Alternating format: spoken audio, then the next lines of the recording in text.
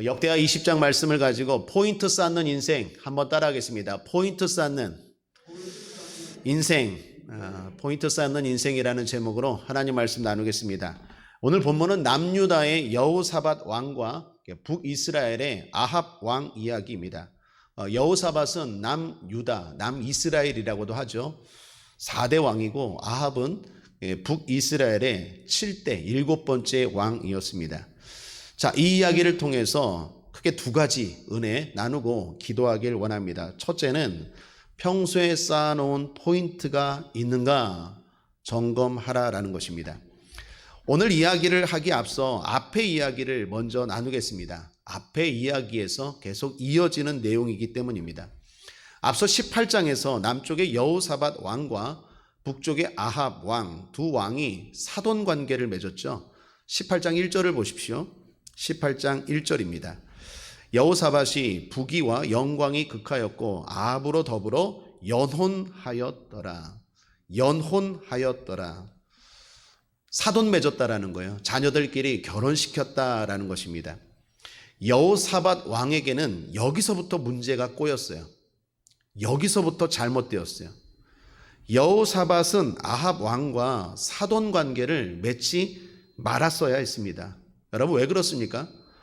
아합은 부인 이세벨과 결혼했어요. 그런데 그 여인은 이방 여인이었습니다. 그 이세벨이라는 여인과 결혼하면서 아합은 이스라엘 왕임에도 불구하고 가장 악한 왕이 되었어요. 아합 하면 여러분 성경을 잘 몰라도 악한 왕, 하나님 앞에 심판받았던 왕, 그러한 대명사가 되어버렸어요. 왜요? 다시 말하지만 이세벨이라는 이방 나라 여인과 결혼했기 때문입니다. 그 여인이 들어오면서 왕비로 들어오면서 온갖 우상을 이스라엘로 가져왔습니다. 그래서 남편도 변화됐고 온 이스라엘이 하나님을 등지고 우상을 숭배했습니다. 반대로 여호사밧은 하나님을 잘 믿는 신실한 왕이었습니다. 그래서 남쪽 이스라엘 왕으로서 왕이 되자마자 하나님이 기뻐하는 우상을 다 제거했어요.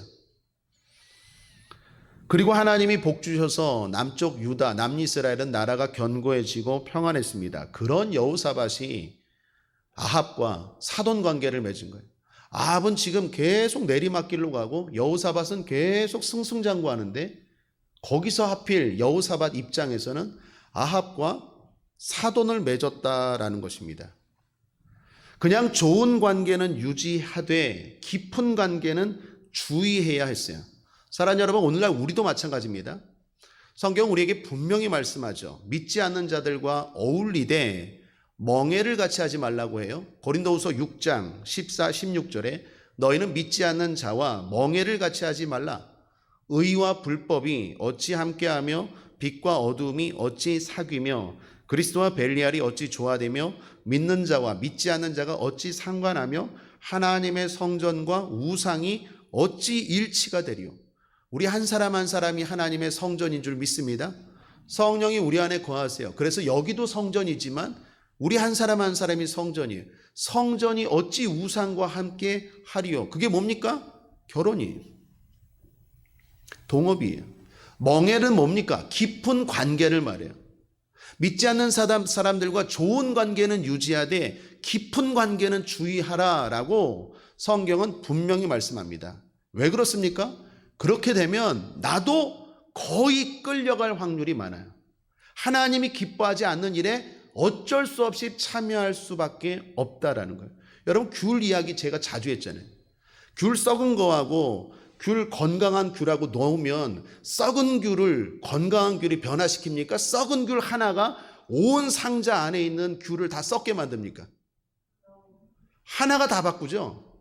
아무리 많은 귤도 이 썩은 하나를 바꾸지 못한다니까요. 하나님이 그래서 깊은 관계는 주의하라고 말해요. 대표적인 게 결혼이에요. 그런데 아합은 이세벨과 결혼하고 그 아합과 또 여호사밧이 사돈 관계를 맺었어요. 하나님이 기뻐하지 않는 일에 동참했어요. 그러니 어쩔 수 없이 죄 짓는 일에 참여할 수밖에 없는 거예요. 자, 그렇다면 여호사밧 왕은 이런 사실 몰랐을까요? 아닙니다. 그동안의 행실을 보면 아마도 알았을 것 같아요. 이건 아니다. 사돈 맺는 것 이거 아니다 라는 걸 분명히 느꼈을 것 같아요. 그런데 왜 그렇게 했을까? 오늘 성경이 그것에 대한 힌트를 주죠. 18장 1절을 다시 보겠습니다. 여호사밧이 부귀와 영광이 극하였고 그래서 연혼했대요. 사돈을 맺은 것, 그 이야기 앞에 뭐라고 말합니까? 부귀와 영광이 극했대요. 무슨 말입니까? 힘이 있었다라는 거예요. 힘이 있었기 때문에 아합과 사돈 맺는 것에 대해서 거침이 없었다라는 거예요. 여러분 신앙생활할 때 제일 위험할 때가 평안하고 힘이 있을 때예요. 잘 나갈 때의 특징이 뭔지 아십니까? 거침이 없어요. 하나님의 말씀과 하나님의 뜻에 대해서 신중하지 못하고 거침이 없어요. 오늘 성경이 암시하는 거예요. 그렇게 신실한 왕이 왜 그렇게 하필 그런 집안과 사돈 관계를 맺었느냐? 부귀와 영광이 극하였더라. 잘 나갔다는 거예요. 잘 나가니까 하나님 말씀이 귀에 안 들어와요. 뭐 그쯤이야. 이게 무시하는 거죠. 가볍게 생각해요. 거침이 없어요. 자, 그렇다면 여호사밧이 왜 부귀와 영광이 극하게 되었습니까? 그 하나님이 복 주신 거거든요. 그 앞에 17장 보세요. 17장 3절에서 5절입니다. 함께 한번 읽어보죠. 17장까지 넘어갔어요. 거슬러서 함께 읽겠습니다. 여호와께서 여호사밧과 함께 하셨으니 이는 저가 그 조상 다윗의 처음 길로 행하며 바알들에게 구하지 아니하고 오직 그 부친의 하나님께 구하며 그 계명을 행하고 이스라엘의 행위를 쫓지 아니하였습니다. 그러므로 여호와께서 나라를 그 손에서 견고하게 하심에 유다 무리가 여호사밧에게 예물을 드렸으므로 저가 부귀와 영광이 극하였더라. 여기 똑같이 나오죠. 똑같은 말이 부귀와 영광이 극하였더라. 왜? 하나님 앞에 믿음으로 살았기 때문에 복 받았어요. 그런데 그 복을 받으니까 또 역설적으로 거침이 없어요. 이게 하나님의 고민이에요. 한번 이렇게 따라해 볼까요? 하나님 고민되시죠? 하나님 고민될 수밖에 없어요. 왜요? 복을 안 주자니 불쌍하고 복 주면 교만하고 이거 어떡해요? 그래서 우리 국제하모니교 성도님들은 지혜롭게 되길 바랍니다. 잘 나갈 때 주의합시다. 그런 의미에서 우리 한번 따라해 볼까요? 주님 마음 놓고 복 주시옵소서. 변하지 않겠습니다. 확실합니까? 잘 나갈 때 엎드릴 줄 아는 사람, 이 사람이 진짜 무서운 사람이에요. 잘 나갈 때 신중하고 잘 나갈 때 말씀의 거울에 자기를 비출 줄 아는 사람이 진짜 복에 복을 더하시고 지경에 지경이 넓혀지는 사람. 꼭 문제가 있고 어려움이 있을 때 꼭 맞아야 엎드리는 사람은 어리석은 사람이에요. 하나님이 잘 믿으니까 복을 줬는데 그 복을 받으니까 오히려 또 거침이 없어서 막 나가는 거예요. 그래서 문제가 생겼다라는 것입니다. 결국 여호사밧은 아합과 사돈 관계를 맺는 것 때문에 어려움을 겪게 돼요. 아합이 아람이라는 나라와 전쟁하게 되었는데 여호사밧을 끌어들인 거예요. 여러분 사돈이 도와달라고 하니까 안 도와줄 수 있어요? 그냥 적당히 좋은 관계를 유지했으면 이거는 잘못된 거야. 이거 하나님이 싫어하는 거야. 노 할 수 있는데 너무 깊은 관계를 맺어 놓으니까 안 도와줄 수는 없는 거예요. 그래서 여호사밧은 명분도 없고 실리도 없고 이익도 없고 아무것도 없는 전쟁에 어쩔 수 없이 참여하게 된 거예요. 코가 꽹 거예요, 한마디로. 하나님이 기뻐하지 않는 일에 어쩔 수 없이 참여하게 된 거예요. 아합이 아람과 전쟁하는데 여호사밧에게 도와달라 해서 참여합니다. 거기서 여호사밧은요 죽을 뻔하는 위기까지 겪었어요. 오늘 새벽 기도 때 나눴죠. 31절 18장 31절입니다. 이것도 함께 한번 읽어볼까요? 시작. 병거의 장관들이 18장 31절 여호사밧을 보고 이르되 이가 이스라엘 왕이라 하고 돌이켜 저와 싸우려 한즉 여호사밧이 소리를 지르매 여호와께서 저를 도우시며 하나님이 저희를 감동시키사 저를 떠나가게 하신지라. 여호사밧이 죽을 뻔했어요. 그런데 저가 소리를 지르매 오늘 우리의 기도 소리를 들으시고 하나님이 살려주실 줄 믿습니다. 기적적으로 다행스럽게 여호사밧은 살아나요. 그런데 아합은 어떻습니까? 같은 전쟁에 나갔는데 그것도 온갖 꾀를 쓰고 변장까지 했는데 아합은 허무하게 죽어요. 죽어도 너무 허무하게 죽어요. 18장 33, 34절입니다. 한 사람이 우연히 활을 당겨 이스라엘 왕의 갑옷 솔기를 쏜지라. 왕이 그 병거 모는 자에게 이르되 내가 부상하였으니 내 손을 돌이켜 나로 군중에서 나가게 하라 하였으나 이날의 전쟁이 맹렬하였으므로 이스라엘 왕, 이 사람은 아합이에요. 이스라엘 왕이 병거에서 스스로 부지하며 저녁 때까지 아람 사람을 막다가 해가 질 쯤에 죽었더라. 너무 허무하게 죽었어요. 갑옷 솔기는요, 갑옷과 갑옷을 연결하는 부위예요. 그 작은 틈에 화살이 박힌 거예요. 그것도 어떻게 해요? 우연히 활을 쐈는데, 그러니까 겨냥하고 저 사람 왕이다라고 딱 겨냥하고 쏜 게 아니라 적이 그냥 막 무슨 영화 같은 거 보면 따발총 쏘는 거 있죠. 그냥 막 쐈는데 그게 하필 세상 말로 재수없게 여기 갑옷 솔기 그 사이에 맞아서 시름시름 앓다가 아합이 죽었어요. 사랑하는 여러분, 생명의 주관자는 하나님이십니다. 하나님이 함께 하시면 허술해도 살아나고 하나님이 함께하지 않으면 아무리 변장하고 꾀를 쓰고 아무리 무장해도 허무하게 죽는다라는 게 오늘 성경의 메시지다라는 것입니다.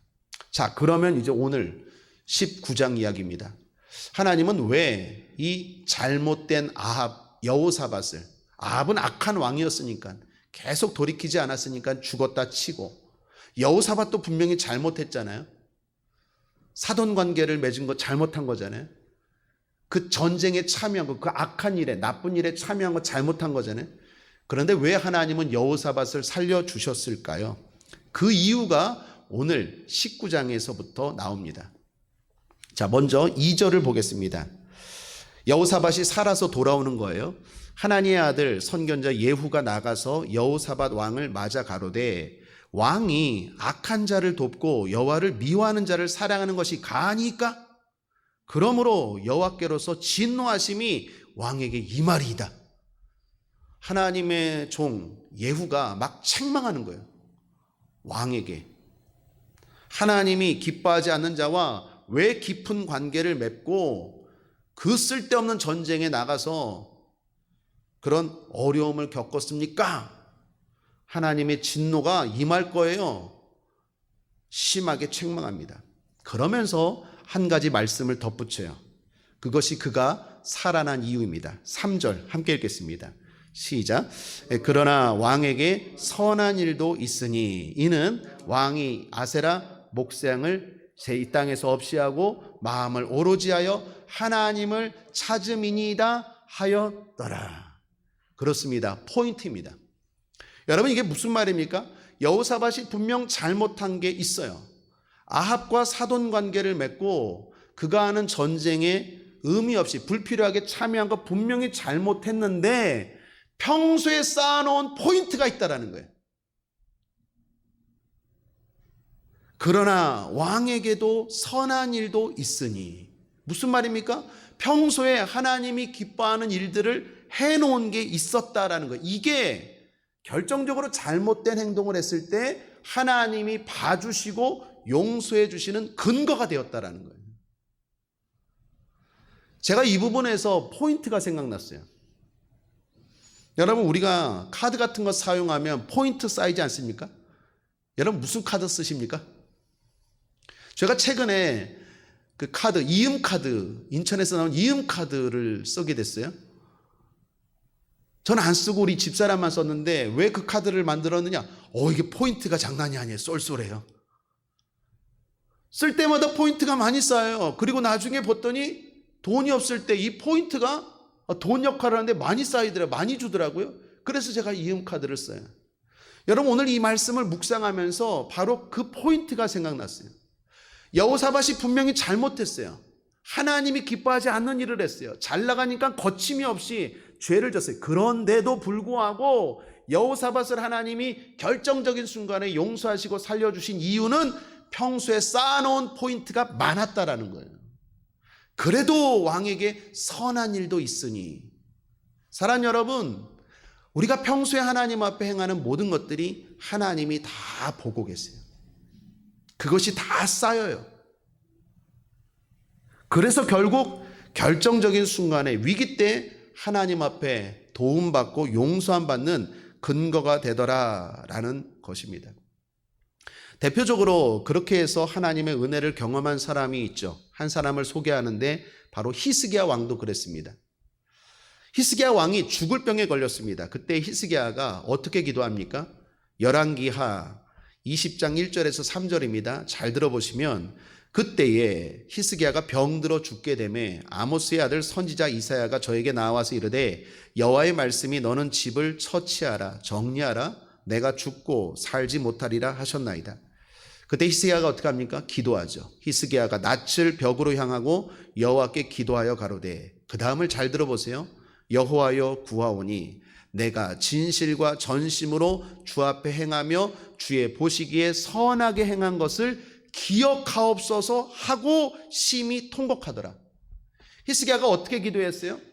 하나님, 내가 지금 죽지만 하나님, 그래도 내가 하나님 앞에 그래도 그나마 조금 잘한 것 있지 않습니까? 그걸 기억하옵소서 하고 기도했다라는 거예요.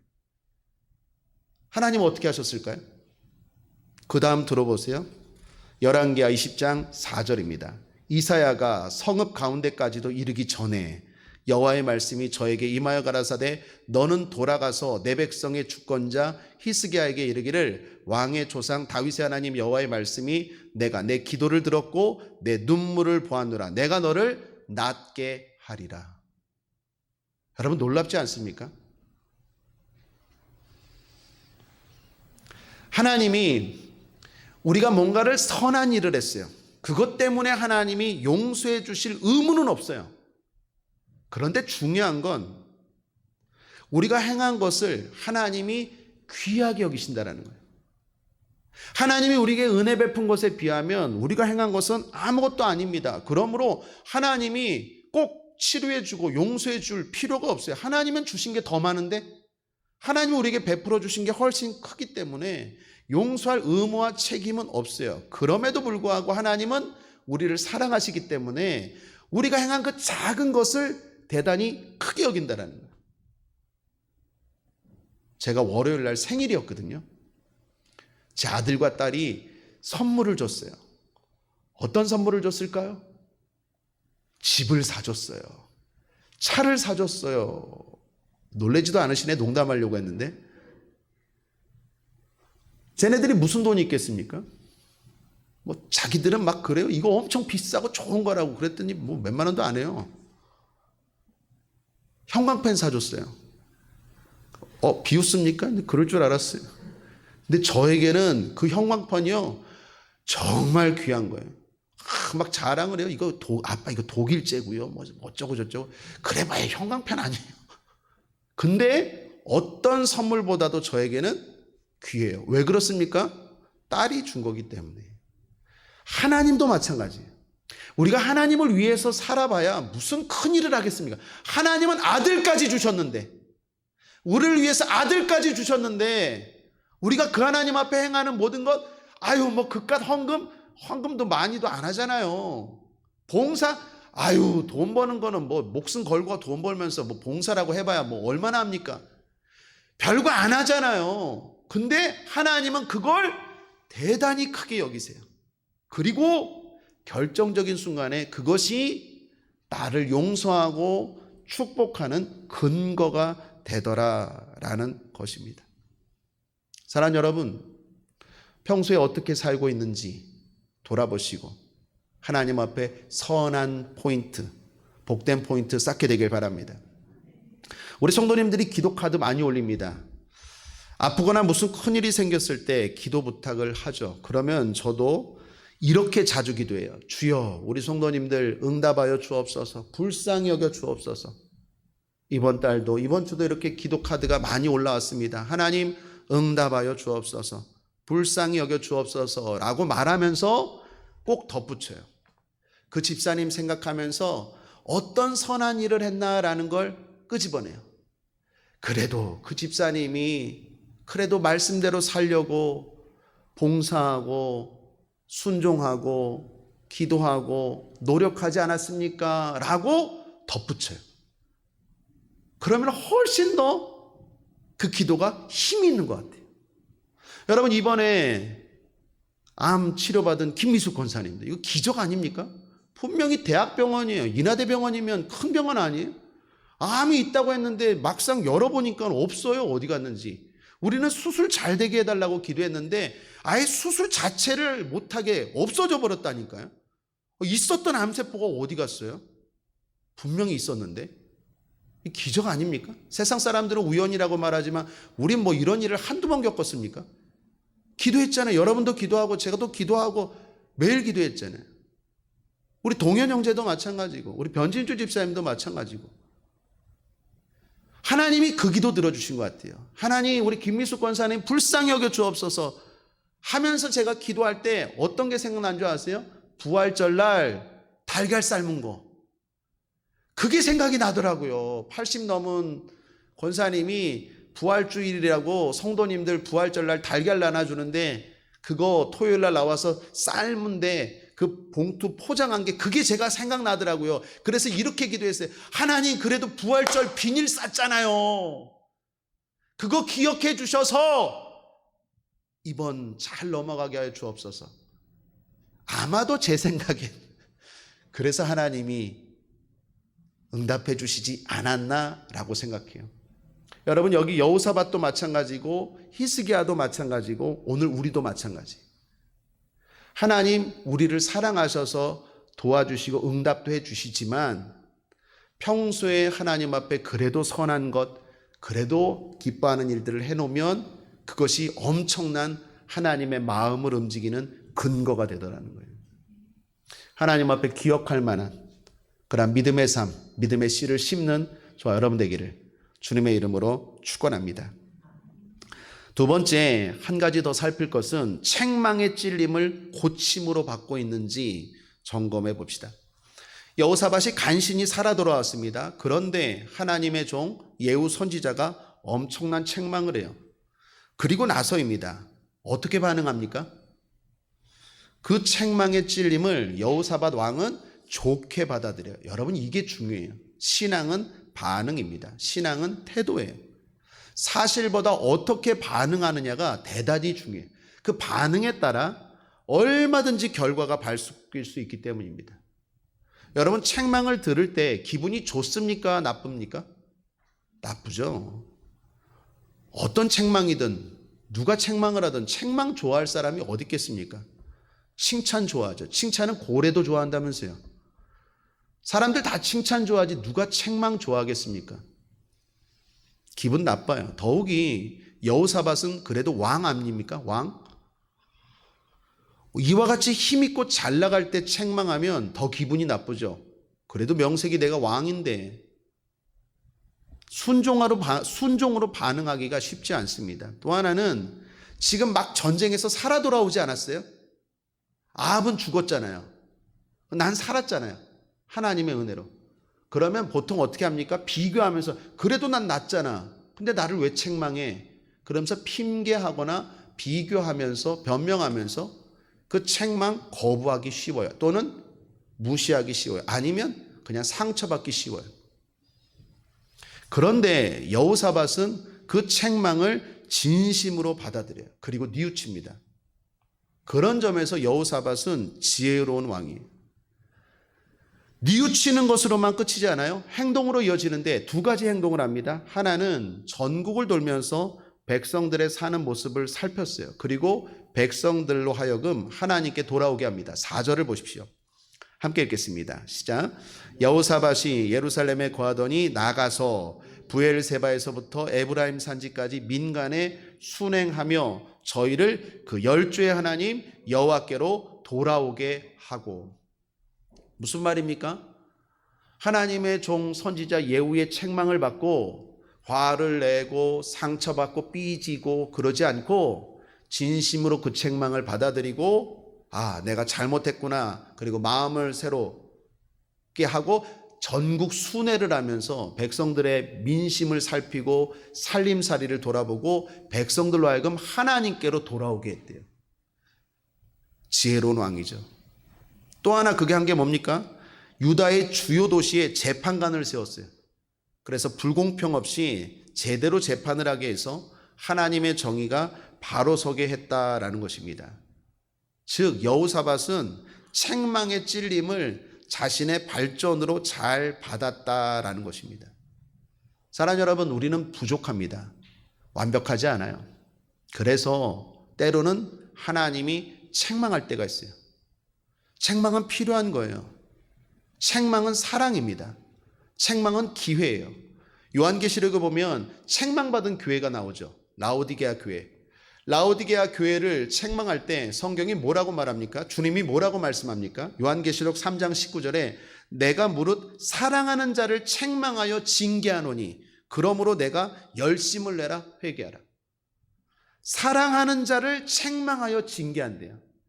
사랑하기 때문에 책망하고 사랑하기 때문에 징계하는 거예요. 그리고 징계하고 책망하는 것은 아직까지 기회가 있다라는 거예요. 제일 무서운 게 뭔지 압니까? 침묵이에요. 그게 유기예요. 로마서에 말하는 유기. 내어버려 두사. 하나님이 제일 무서운 심판, 우리 입장에서 제일 무서운 심판이 뭡니까? 내버려 두는 거예요. 책망하고 징계할 때는 아직도 희망이 있다라는 거예요. 하나님이 사랑한다는 거예요. 그때가 중요해요. 그때 그걸 받아들이고 돌이키면 승리합니다. 여러분, 우리가 구약의 두 사람과 신약의 두 사람 늘 비교하죠. 구약의 두 사람 사울왕과 다윗, 신약의 두 사람 가룟 유다와 베드로. 이 두 사람의 차이가 뭡니까? 구약의 사울 책망받았어요. 사람이 실수하니까 책망하죠. 하나님이 하나님의 종을 통하여 책망했어요. 그런데 그 책망을 받고 어떻게 합니까? 돌이키질 않아요. 계속 고집해요. 계속 그 길로 가요. 그래서 사울은 망한 왕의 모델이 돼요. 다윗은 어떻습니까? 다윗이 완벽합니까? 완벽은 무슨 살인죄 졌죠. 간음죄 졌죠. 그런데 다윗이 잘한 건 뭐예요? 선지자 나단 선지자, 선지자 갓 선지자, 선지자 사무엘 선지자, 하나님이 하나님의 종들을 보낼 때마다 내가 잘못했습니다. 맞습니다. 나는 죄인입니다 하고 엎드리잖아요. 그러니까 하나님 마음에 합한 왕이 되는 거예요. 여러분, 이때가 대단히 중요한 때예요. 어떻게 반응하느냐가 그 인생을 바꿔요. 사람은 누구나 넘어져요. 다 죄인이에요. 의인은 없어요. 다 넘어집니다. 중요한 건 하나님이 사랑하셔서 책망하고 사랑하셔서 징계하세요. 똑바로 살라고. 그때 반응을 잘 하셔야 돼요. 거기서 다 갈려요. 신약의 가룟 유다와 베드로도 마찬가지 아닙니까? 둘 다 예수님의 제자였죠. 시작은요, 가룟 유다가 더 잘 나갔어요. 돈꾀를 누가 맡았습니까? 가룟 유다가 만났어요. 예수님의 제자 가운데 세리 마태가 있어요. 돈 세는 거 잘하는 세리인 마태가 있음에도 불구하고 돈꾀를, 살림살이를 가룟 유다에게 맡겼다라는 것은 그만큼 믿을만하고 똑똑했다라는 거예요. 가룟 유다가. 대부분의 예수님의 12제자는 출신이 어디입니까? 갈릴리예요. 직업이 어부예요. 가룟 유다는 출신이 어디입니까? 가롯이 지명이에요. 가롯 유다, 가롯에 있는 가롯 출신 유다라는 말이에요. 대부분은 갈릴리예요. 대부분 어촌이에요. 대부분 어부예요. 그런데 가룟 유다는요, 그 다른 제자들에 비하면 엘리트예요. 그런 제자였어요. 시작은 가룟 유다가 훨씬 좋았어요. 베드로보다 좋았어요. 근데 어디서 갈라집니까? 베드로도 예수님 부인했어요. 가룟 유다도 예수님 부인했어요. 그때 하나님이 성령으로 찌르죠. 책망하세요. 베드로 어떻게 합니까? 내가 잘못했습니다. 내가 죄인입니다. 그러니까 주님이 다시 내 양을 먹이라, 내 양을 치라, 내 양을 먹이라 다시 세우고 결국 교회의 기둥이 되잖아요. 수제자가 되잖아요. 가룟 유다는 그냥 자살해버렸어요. 사랑하는 여러분, 책망받을 때, 징계받을 때가 대단히 중요한 분기점이에요. 여호사밧은요, 이스라엘의 칭찬받은 몇 왕 중에 한 사람이에요. 북쪽에 20명, 남쪽에 20명 왕 가운데 대부분 다 하나님 앞에 책망받았어요. 그런데 아사, 요시야, 그리고 이 여호사밧 몇 명 안 돼요. 여호사밧이나 다른 왕들의 특징, 칭찬받은 왕들 특징, 하나님 앞에 복받은 왕들의 특징은 뭐냐? 이 분기점에서 잘했다라는 거예요. 책망이 임할 때 그 책망을 나의 발전의 밑거름으로 삼았다라는 것입니다. 사랑 여러분, 분명히 우리가 잘못된 길을 걸어갈 때 성령께서 우리를 책망하실 거예요. 성령의 책망, 성령의 찔림에서도 그치지 않으면 사람을 통해서 책망할 거예요. 인생 채찍, 인생 막대기라 그랬어요. 인생 채찍으로 하나님이 우리를 깨닫게 하세요. 찌르세요. 돌이키라고. 그래도 말을 안 들으면 사건을 일으키세요. 사고를 일으키거나 질병을 일으키거나, 이 제 목회 경험이고 성경을 보면 그래요. 하나님이 점점 강도의 수위를 높여요. 책망하는 거예요. 돌이키라는 거예요. 바른 길로 가라는 거예요. 그건 뭐예요? 사랑하니까. 사랑하여 징계하노니, 사랑하여 책망하노니. 중요한 건 그때 돌이킬 줄 아는 여호사밧과 같은 저와 여러분 되길 바랍니다. 겸손합시다. 저도 그렇고 여러분도 그렇고 겸손합시다. 우린 넘어질 수 있어요. 우린 늘 부족합니다. 완벽하지 않아요. 그래서 책망이 필요해요. 징계가 필요해요. 여러분, 요즘 인권 얼마나 많이 외칩니까? 세상에서 누가 여러분 보고 뭐라고 그럽니까? 아무도 뭐라 그러질 않아요. 그러다 보면 우리도 착각할 때가 있어요. 내가 의인인 것처럼. 우린 죄인이에요. 책망은 축복이에요. 나에게 뭔가 잘못했다라고 말해줄 수 있는 사람, 듣고 싶은 말이 아니라 들어야 할 말을 해주는 사람 필요해요. 하나님이 반드시 우리를 사랑하기 때문에 그렇게 해요. 요즘 누가 길거리에서 담배 피는 중학생, 고등학생에게 뭐라 그럽니까? 뭐라 안 그래요. 왜요? 남의 아이니까. 아이들이 길거리에서 담배 피고 막 애들이 뭐래도, 옛날에 저 어렸을 때만 해도 이놈아, 어른들이 막 꾸짖었어요. 요즘은 안 그래요. 괜히 그랬다가 불미스러운 일 있고 또 괜히 좋은 일하고 또 그 부모님한테 또 그렇고, 요즘 세상이 그래. 애들도 안 건드려요. 인권이라는 이름하에 누구도 책망을 안 해요. 하나밖에 자녀를 안 낳기 때문에 학교에서 아이들 체벌 책망했다가 난리가 나요. 점점 책망이 사라지고 있어요. 그러다 보니까 마치 우리가 잘하는 것처럼 착각할 때가 많아요. 우리는 책망이 필요한 인생이에요. 징계가 필요한 인생이고, 늘 우리에게 누군가는 가르쳐주고 인도함이 필요한 인생인 줄 믿습니다. 그러기 위해서 늘 겸손해야 돼요.